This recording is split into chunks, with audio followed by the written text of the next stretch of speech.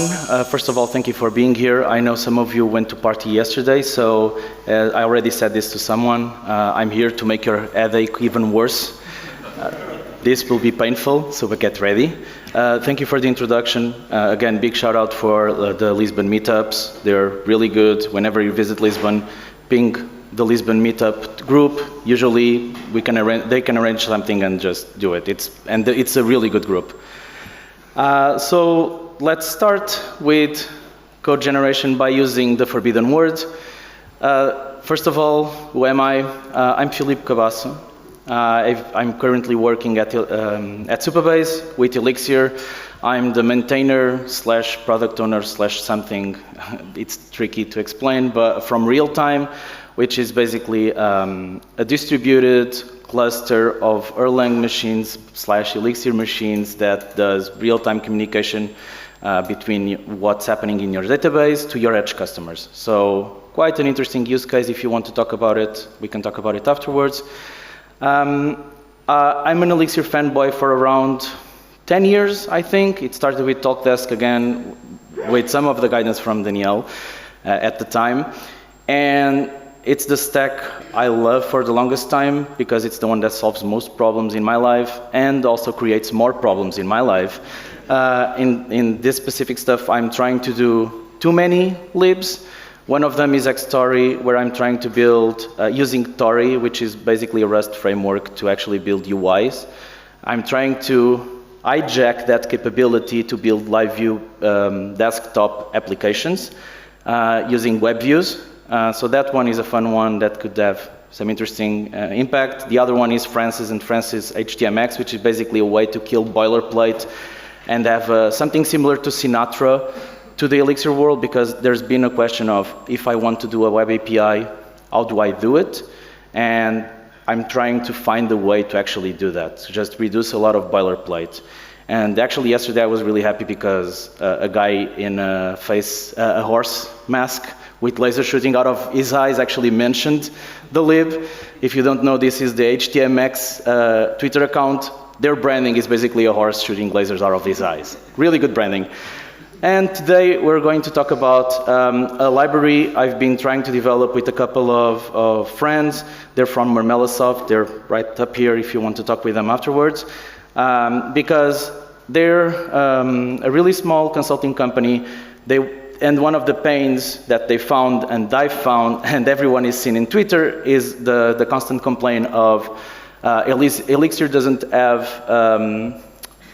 a really full ecosystem. Everyone complains there's a missing client lib. There's always this discussion. So we looked into the problem and we thought there's actually a way to do this. But let's go into why do code generation.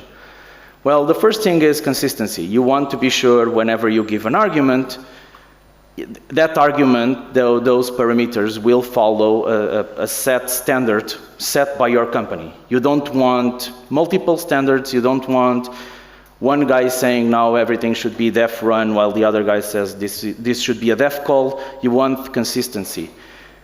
You also want correctness. You want to know that when you run code, it will work. So you generate that code. If it works once, it should work all the time. You don't want to break it because some reason, because you've changed the lib or something like that. You want to ensure that it works. Repeatability, it's also a big factor. In a lot of scenarios, you end up with, you generate this on day 0, but you need to generate it at day 1000. You need to repeat that process a lot of times. Finally, laziness. Every developer is lazy. If they're not lazy, they should be. Laziness is a good asset to have. Always be lazy. Try to go for the lowest hanging fruit. Don't try to over-engineer. Try to find the closest answer and just be lazy. And this, for me, it's the best argument to code generation. So how can we do it in Elixir at the moment? Well, you could brute force it. You could have a string and go insane mode and have fun with it. But be aware, you don't need to do this. There's already a much better way included with Elixir, which is EEX. So you have this out of the box. It's there. please use this whenever you feel that you need a template. Because again, you can compile the string, it's easier to basically have assigns. It actually fails if you don't assign everything as it should. There's extra checks you can do here instead of just brute forcing a string.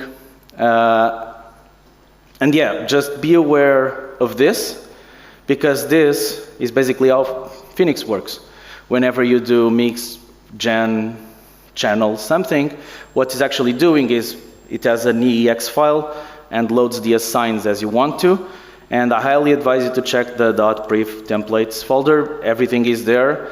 And again, potentially there's even if you want to do something for your own company, you could go crazy and fork it and do something for your side.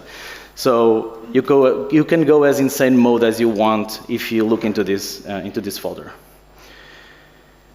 But the problem is, what happens in scenarios where templating is not an option? It's a common problem because, let's imagine, the use case we found is OpenAPI specs. How do you build a template for OpenAPI specs?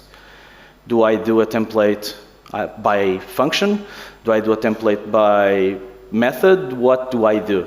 What's the idea? How do I translate an OpenAPI spec, a YAML file for Kubernetes, something weird, into a signed template? Well, again, macros are the forbidden word in Elixir. I think we should, this is our approach. We basically went, let's try to write macros, let's see if we can learn them, and let's try to break a bit this convention of don't use it. But I'm going to start with the cons of this approach, because again, it's not the most straightforward experience. It's higher complexity again, because first of all, you're coding. It's not, I'm writing a template, inject whatever I need to inject, it's done. You actually need to write code that needs to be compiled with quotes and a bunch of other macro shenanigans that are fun and not fun at the same time, and not easy to debug, which brings us to the second point. Macros are a beast by itself. It's not the most straightforward thing. It takes a bit of time to understand what's happening, and even I and those guys that wrote the lib, I bet you that we still don't understand them. There's still a big gap in knowledge. Stuff like, for example, one of the things we wanted to do is generate type specs. And we tried it, and we don't know how to do it. It should be just a module attribute or something like that. We are not able to do it. So again, please, if you do, please talk with me, because I've been banging my head for the last months trying to do that. Finally, get ready. We're going to see some code that is not pretty. So we don't go all into the OpenAPI stuff. If we have time, we'll look into that at the end of the talk, because the code is even more convoluted. But for this small presentation, what I'm going to do is, if I give you a JSON, I want to build Elixir code around it. And this is my specification. Let's imagine that I've built a new GitHub Actions in the world, and I think this is the best approach possible. So I want you to give a JSON file, or better yet, you can give me a JSON file and I'll do wherever you want in Elixir. So yeah, that's the idea. This is the spec, and it's the module name and the function that should live there. And the only thing I want to do is decode that JSON, run generate build, and this will create the code to write it to a file. And then I'd be able to use this code anywhere. And now the fun starts. As you can see, it's not straightforward. Some of the things we found was module names need to be prefixed with Elixir dot, which means that when you create this atom, Elixir knows that this should be a module of your code. If you don't do this, it will do it for you, and you have a module called def module colon Elixir dot the name of the module. So it forces you to do this. So there's one of the elements of macro weirdness. Then we'll look into the build function afterwards, but the idea is you need to build ASTs. the output of everything you're doing should be an AST. So you're doing your code, happy and jolly. The return of it needs to be an AST to be properly quoted afterwards. And then we see the chaos of it starts, right? Quote, do, def module, unquote name, do, unquote splicing functions, the fun of macros. But actually, this showcases one of the best things in Elixir, which is you have full control of your code. If you really think about this, even today I was talking with a couple of friends, how do you do this in Java, in Go, in Rust?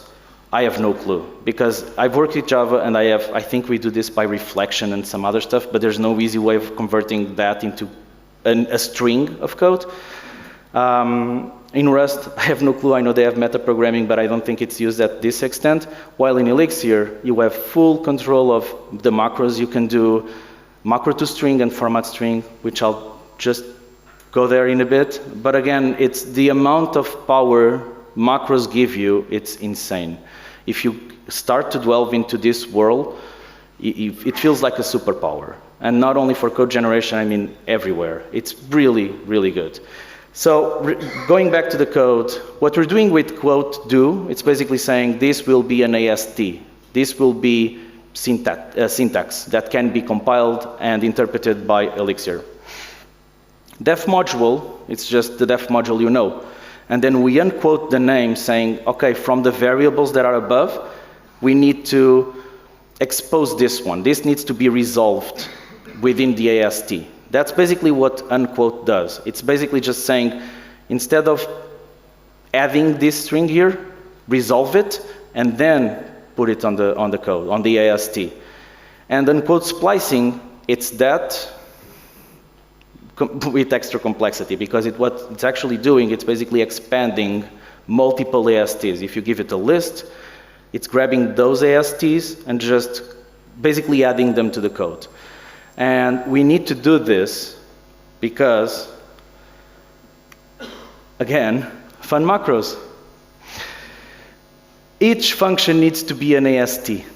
Each function needs to resolve into an AST, meaning that for each function, so the test one on our specification needs to end up being a fully functioning AST. So first of all, here what we do is we prepare the arguments, or better yet, we pattern match the arguments, the name, and the operation out of our specification. We then say to it, okay, I want you to convert all my arguments to AST things. Again, Elixir macros are stupidly powerful, they're stupidly useful, and there's a macro.var.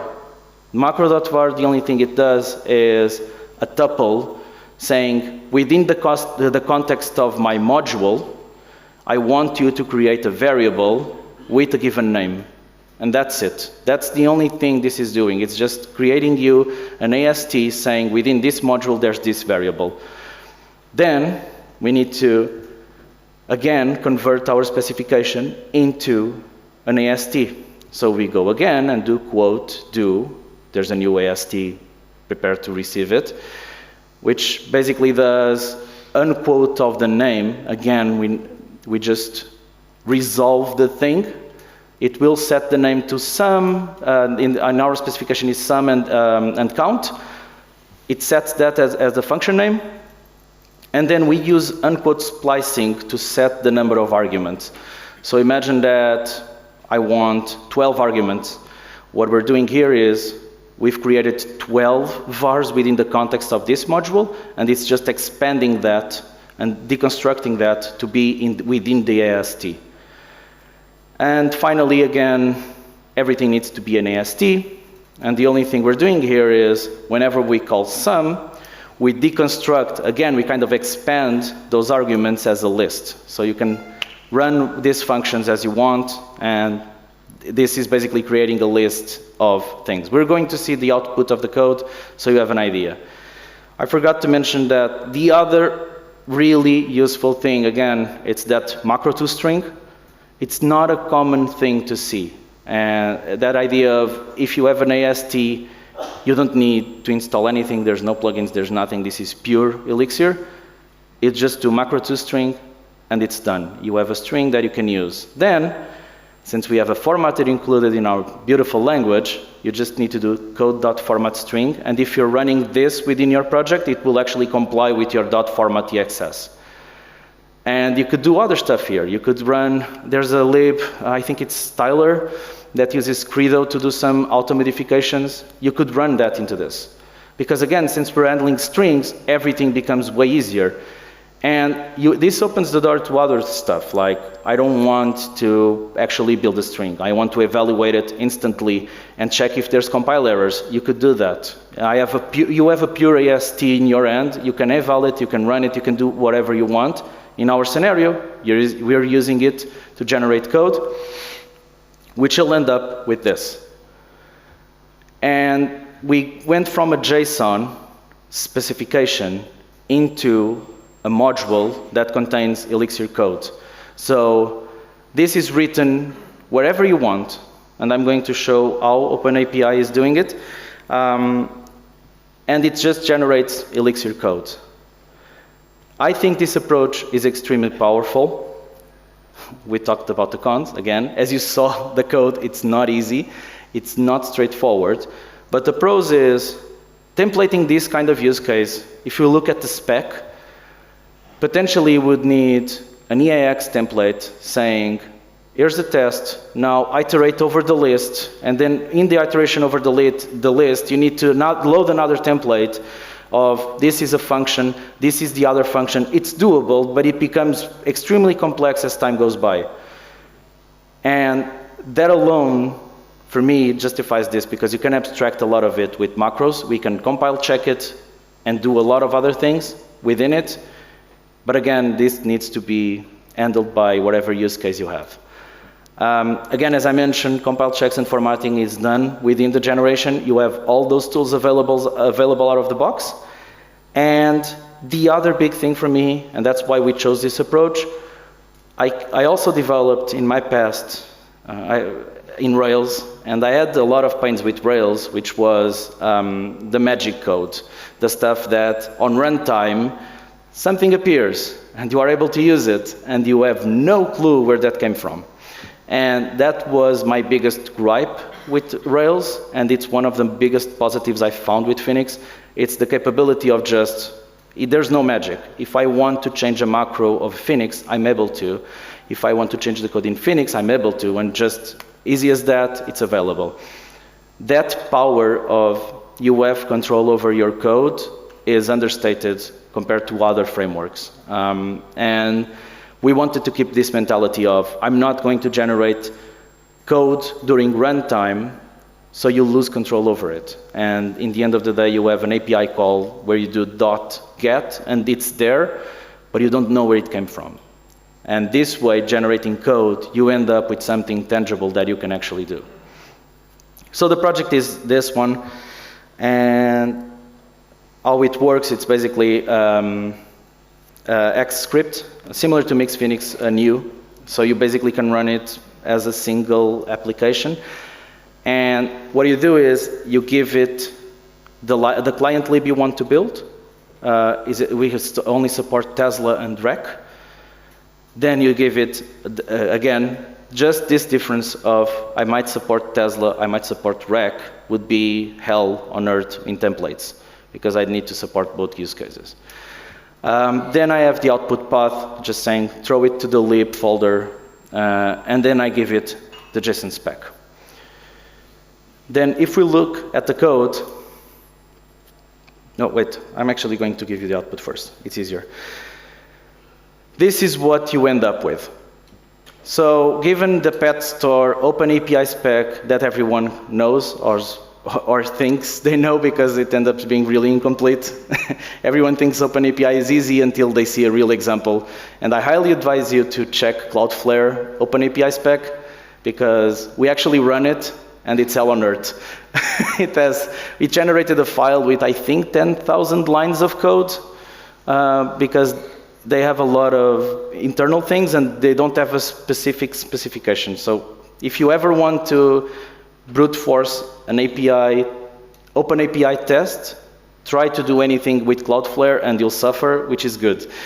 But the idea is this is the code you end up with if you run the code generation, where we've set up a module, we set up a function, we create a struct based on the expected parameters you need to give to do the request call.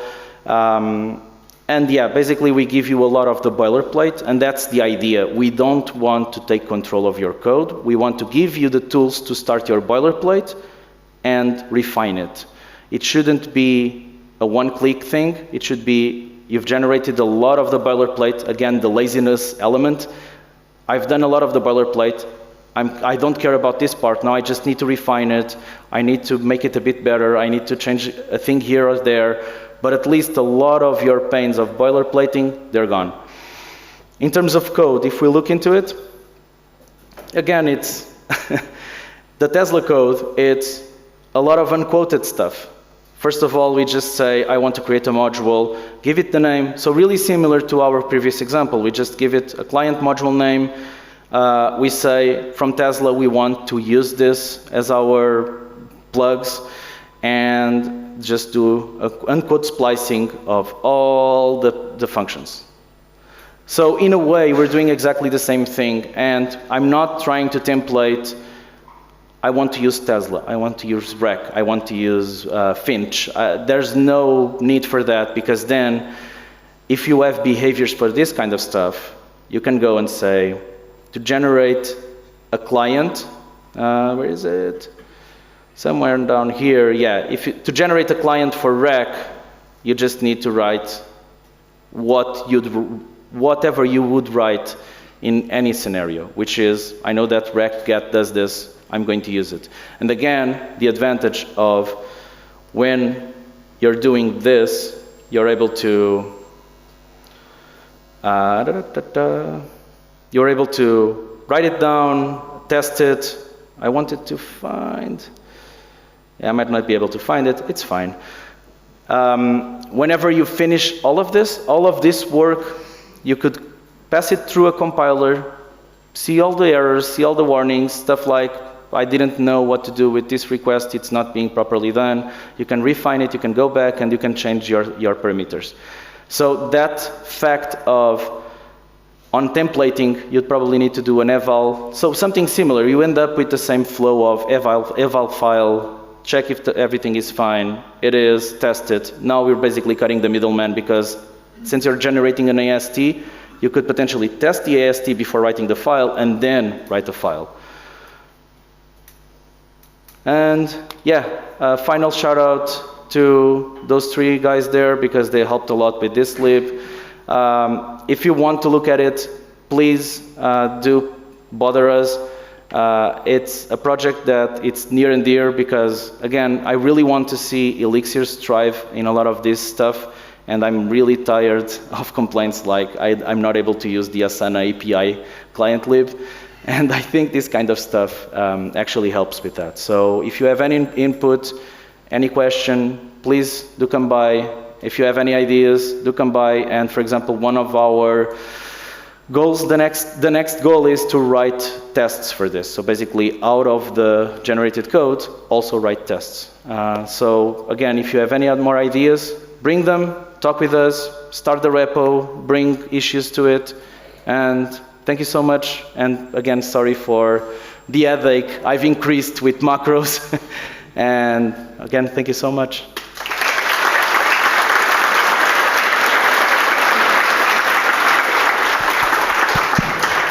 Thank you, Filipe. So we actually have one question on Huva, actually two now. So the first one is when to execute generated AST instead of executing the generated code as a string. So when to execute AST instead of the generated code? As a string, yeah. As a string. So if you don't write to the file, you could do your checks even before that. So imagine that you're doing a client lib, like OpenAPI CodeGen. You could, in theory, do integration testing without even writing the file. And you could use that as a way to break the pipeline. In a perfect world, what OpenAPI CodeGen would do is try to write the client lib, generate the code with the AST that is currently loaded into the beam, run a bunch of tests. Did it work? Yes. Then just give us the file and done. There's no big difference of write the file and test afterwards. It's also an approach, but I think that having those checks beforehand could be really useful, because then we could inform how to do the generation of code in a more informed way, basically. But again, there's no big difference, because Elixir, being extremely good with macros and having a lot of tools, file eval versus AST directly, there's no big difference. So it's more according to your use case. If it's, for example, mission critical, and you want to be sure that the generated code is calling the right API even before writing the file, you could do this. You just load it, run it, done. So it will depend a lot on your use case. Cool, thank you. There's another one, which is once someone uses the V1 of the generated code and then modifies the templates, have you found an easy way to then upgrade/implement the V2 of the generated code? Hell no, not yet. But again, in theory, it should be possible. Again, you should be able to load the AST, modify it, because then, since you're working with the AST, it should be doable modifying the AST during runtime. Again, you're delving into really tricky macro world, and I would probably advise you to do CodeGen V1, CodeGen V2, and have modules separated for each spec, because then you can fine-tune it for each use case. But again, I think it's doable. If you have a way, you have a path of upgrading if you change the AST to conform to your new spec, and then rewrite it, for example. But at the moment, we didn't find a good way of doing that. OpenAPI spec is a mess, as you probably all know. Cool. I think we are at time, so yeah, let's give a big round of applause to Filipe. Thank you, everyone.